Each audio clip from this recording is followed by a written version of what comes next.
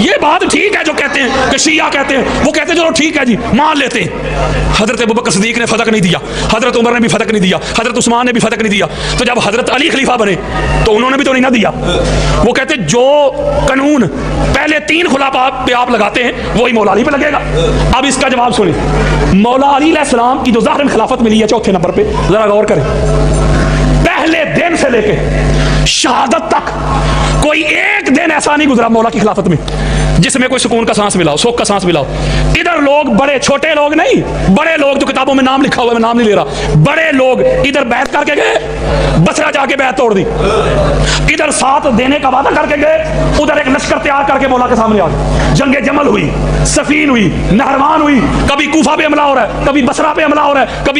کبھی ادھر شورشیں شروع ہو گئی ہیں، کہیں ادھر ہو رہے ہیں، کہیں شام میں نئی حکومت کا اعلان ہو رہا ہے۔ مجھے بتائیں ایسے حالات میں مولا علی علیہ السلام اگر یہ فیصلہ کرتے تو آج مولوی نے یہ کہنا تھا، لو جی خود سخی تھے اتنے بڑے، آتے ہی پہلے اپنا فتق لے لیا۔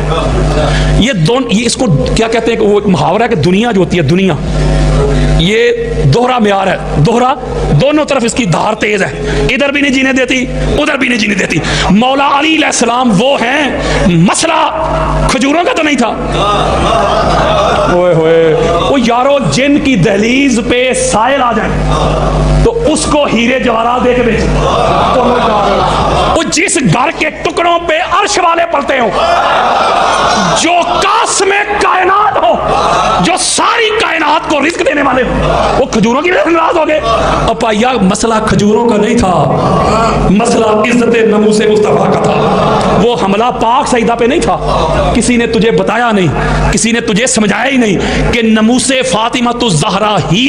ناموس مصطفیٰ ہے۔ یہ بڑا خاص نکتہ ہے، اس کو بھی ذرا توجہ کے ساتھ سمجھیے گا، بڑا خاص نکتہ ہے۔ یہ کسی کی گستاخی نہیں کر رہا، حقائق بیان کر رہا ہوں۔ یہ جو سورہ حجرات ہے نا، سورہ حجرات، اس کی جو پہلی آیات ہیں،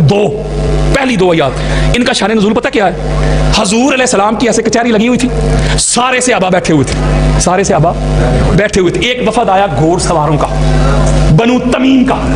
وہ جب وفد آیا تو ان کا سپہ سالار کا تعین کرنا تھا حضور نے، ابھی وہ آ کے بیٹھ گئے، بنو تمیم سے تھے، تو ابھی حضور علیہ السلام نے کوئی فیصلہ نہیں کیا۔ یہ سیوطی کو پڑھ کے دیکھ لیں، قاضی ثناء اللہ پانی پتی کو پڑھیں، ابن ابی حاتم کو پڑھیں، اماد الدین ابن کثیر کو پڑھیں، کوئی ایک بھی تفسیر لے آئے، گالی مک گئی، کسی ایک کا میں نام نہیں لے رہا، جو مرضی لے آئے، یہی لکھا۔ اچھا ابھی حضور نے فیصلہ نہیں کیا، حضرت ابوبکر نے کہا کہ فلاں کو امیر ہے، یہ امیر ٹھیک ہے، حضرت عمر بولے نہیں یہ ٹھیک ہے، وہ کہتے نہیں یہ ٹھیک ہے میرے والا، وہ کہتے نہیں یہ میرے والا ٹھیک ہے، دونوں آپس میں لڑ پڑے۔